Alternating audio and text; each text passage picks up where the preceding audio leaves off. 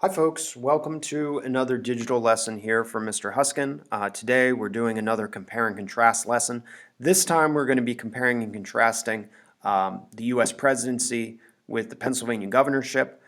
Similar to subsequent lessons you guys have done in the past, remember, we do have a Google Doc that we'd like you guys to fill out as you take in this lecture or as you go through the PDF slides that are included with it.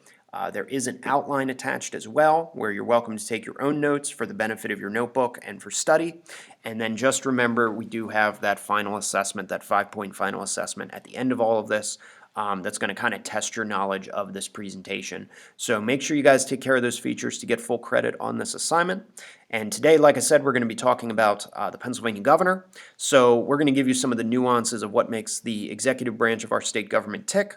And then we'll kind of give you some examples as far as some current stuff as well. So let's get started. Let's talk about what the governorship is. Think of the governor as kind of like the chief executive of our state. He is the central political figure of our state, kind of the leader, the face of our state. And so you could think of him as kind of a mini president on a smaller scale. And in this case, some governors can rise to be nationally prominent figures. And we've seen governors who then run for president, run for Congress. So obviously we'll see some examples of that a little bit later, both in class and out of class.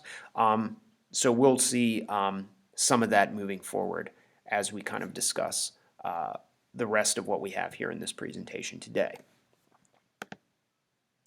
So let's talk a little history behind the governorship. The governorship really is something that's kind of evolved over the years in Pennsylvania history. For one, originally the governors of our state was a heretical thing. So it was the Penn family. William Penn was our first governor, and then later that passed to his sons, John, Thomas, and then later Richard Penn. And so that was kind of the original intention of the governorship. However, we went through a big change with how we pick and choose our governors during the American Revolution. The Penn family was pushed out. A new Commonwealth Constitution, known as the Constitution of 1776, was created. And for a short time, we actually abolished the idea of having a one-person governor. Instead, we had a committee, this thing called the Pennsylvania Supreme Executive Committee. And it was actually a group of about 10 individuals who helped to run the executive branch of Pennsylvania. Again, keep in mind, we were fighting against a king. Central power in one person was seen as kind of an evil thing. So we got rid of that and we tried to make it as democratic as possible. So throughout the years, it's been the Penn family. And then with the coming of the War for Independence, we had this new constitution that was written, very radical for the time. Even by today's standards, it was extremely radical. And in its place, we got what became known as the Supreme Executive Council of Pennsylvania. And following the writing of the U.S. Constitution, kind of the founding of the new national government, we tried to write our new state constitution to kind of fall in line with the U.S. Constitution. So since then, we've gone through subsequent state constitutions, our most recent one being rewritten and re-amended in 1968. So you'll see as we go through this a lot of similarities and a lot of differences between how we pick our governor and the powers we give him or her, and also the powers we give the president. So the governorship we live under today, relatively unchanged since the 1790s, but amended slightly. And this was created again to be in compliance with federalism and the ideas presented of the president under Article 2. So we've talked about the presidency a bit in class. Now you're going to see sort of the government, our state requirements under our state constitution. So let's talk really quickly about the requirements to be a governor in Pennsylvania. First off, they're very relaxed. We probably have some of the most relaxed requirements to be a governor in the country. A lot of states have really specific stuff. We do not. We only have a few really specific ones. Age requirement. You must be a citizen of the U.S., so natural born or naturalized. You must have lived in Pennsylvania for 7 years, and you cannot hold any other public office while serving in the governor's mansion. This goes for a lot of executive offices. If you're lieutenant governor, attorney general, anything like that, you can't hold two offices at the same time, technically. There is nothing specifically in our Constitution that says about that, but a lot of, politicians will kind of avoid that. So that's why I included it with the requirements. Now, these are the formal ones. There are some informal requirements to be governor in our state, and we'll just kind of go over those here really quickly, kind of trends that we've had over the years. Oftentimes when we look at governors, race plays a key factor here. We have never had a woman as governor of our state. And there is kind of a perception out there that this is a man's business and this is a man's office. And so obviously we've had female candidates who have run, some of them successfully run for nominations and have received those nominations, but we've never had one get kind of through that final glass ceiling. So maybe that will change in the next couple years. That kind of goes along, again, with the idea of, we tend to elect white individuals. We've never really had a minority governor. The last time we had a candidate who actually had a shot at this was in the early 2000s. Some of you guys may know the name Lynn Swann, former receiver for the Pittsburgh Steelers, but also a prominent Republican spokesperson. He ran for governor, but didn't really get close to winning. So race plays a factor, gender plays a factor, sex plays a factor. Religion, we tend to elect Protestants for whatever reason. We haven't really strayed from that. Name recognition, we usually like our governors to have some kind of name recognition. Now, obviously, Governor Wolf kind of broke that mold. He was not well known outside of York County, but yet he was still able to get elected. Party identity, we tend to elect Republicans. Not always, but we tend to. And then, of course, political experience, we typically elect people who have a broad political resume. Again, there are exceptions to all of these, but this tends to be the norm when it comes to our governors. Now, under our state constitution, governors are allowed to serve a maximum of 2 terms, 4 years each, and so that's kind of in keeping with the requirements we talked about with presidents. But different from presidents, candidates for governor are re-eligible after 4 years. So if Governor Wolf, who is in his 2nd term right now, were to leave office and decide, I would like to run for governor for a 3rd term, he would have to wait 4 years, the passage of 1 term, before he could run again. And then he could serve 2 more terms and just keep doing that until, he was done being governor. Presidents can't do that. Some states don't have term requirements or term limits on their governors, but in Pennsylvania, this is kind of how we do it. So that has led to some interesting twists and turns throughout our governor's history, with some very long governors who have served multiple terms, and then other governors who have not even finished a single term. Now, really quickly, let's talk about benefits of office. As governor of Pennsylvania, you get several perks, and we'll just throw them all up here for you guys to see. We give our governors a salary, an expense account that basically covers any type of expenses like your inauguration, redecorating the governor's mansion, things like that. And then the governor also receives a travel account. We mentioned the governor's mansion. That is the primary residence of the governor. So that is something on Front Street in Harrisburg. Some of you may have driven by it, not even realized it. That is something that's open to the governor and his family. Instead of the Secret Service, the state troopers are responsible for protecting the governor, so there's a security detail with the governor at all times. Medical and dental benefits, all that is included, a state pension, and then, of course, the governor receives a certain semblance of state cars and aircraft to basically get him to events and different things in the process of his or her job. So this is a shot of the governor's mansion. Again, it's on Front Street. It's been the official residence of the Pennsylvania governors since the 1960s.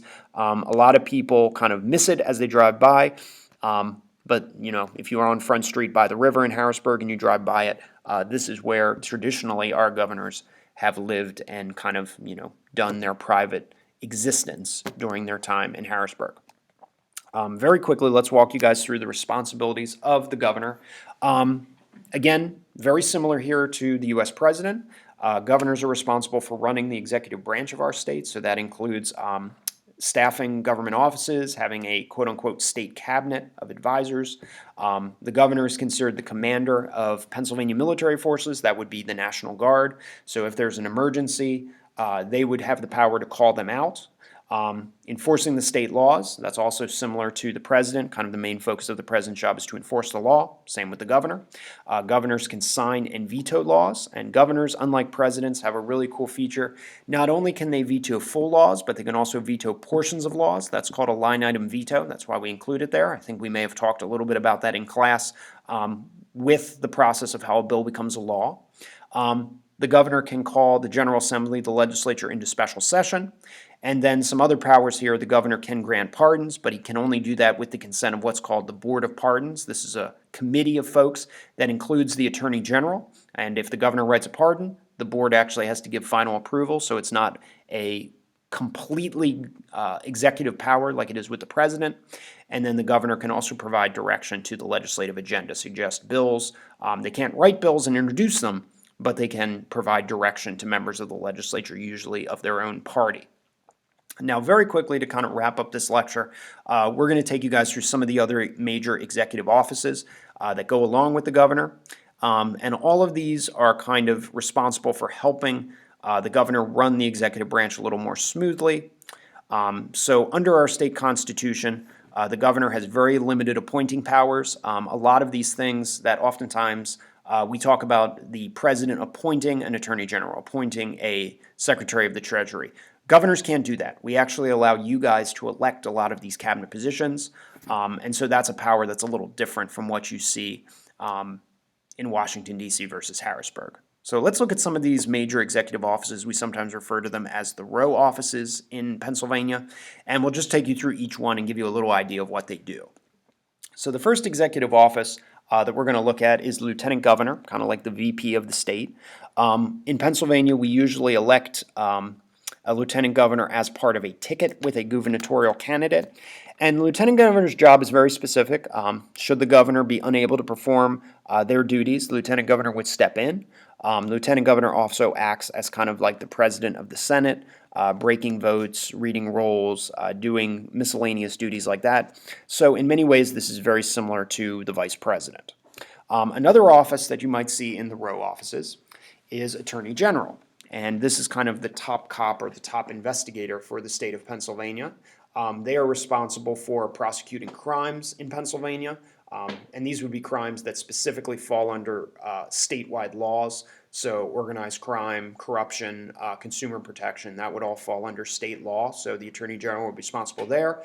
Should there be a court case where the state of Pennsylvania is sued or has some kind of case against it, the Attorney General oftentimes would represent the state in court, and that would be sometimes even before the United States Supreme Court, reviewing laws and regulations that the legislature might create that might be of a legal nature. So the Attorney General has some say in that. And then the Attorney General also sits on the Board of Pardons, advising the governor on who should get out of jail free and who should not. So very kind of like nuanced job in that. Another office, and this is one you may not hear about except maybe around election time, is the Secretary of the Commonwealth, or it's sometimes called the Secretary of State. This is the state's bookkeeper. And so any type of state license, if any of you get a hunting license, a driver's license, a fishing license, you would have to go through the Secretary of the Commonwealth's office to get those. State charities like Minithon are run through this office. Elections are overseen, so the State Board of Elections is overseen by the Secretary of the Commonwealth. And then professional sporting events from like, high school sports all the way up to professional sports, all those rules and regulations that referees have to follow, the different leagues have to follow, that's all laid out by the Secretary of the Commonwealth and his staff. Another office, treasurer. Again, this one's kind of self-explanatory, kind of looking after the state's finances. The treasurer helps to run the Treasury Department, looks after state funds, helps to create tax code and state budgets. Obviously, the budget process is run by the legislature, but the treasurer does have some oversight and some insight to give to the legislature in that process. And then last but not least, kind of a unique office that's, you don't find in a lot of states, but we have it in PA, and that's the Auditor General. This is kind of like the money watchdog of the state. This office is specific for looking over the government books that are created by the other branches of the government, and they're basically there to make sure that money is being spent appropriately. So state money being used appropriately, they can investigate any type of government institution, so that's like schools, government offices, really anything related. If you take government money, the Auditor General can come after you and check your books. And if they discover discrepancies or they discover illicit activities, they can advise law enforcement or the General Assembly to make moves to either change the law or to prosecute if need be. And so this is really kind of a watchdog group. Not every state has it, but in Pennsylvania we have it. That takes us through basically the executive branch of our state. Remember, guys, Google Doc requirements that go along with this. Make sure you get those outlines, and then please make sure that you do the final assessment quiz that goes along with this presentation to get full credit. Thank you again, guys, and we will see you in class.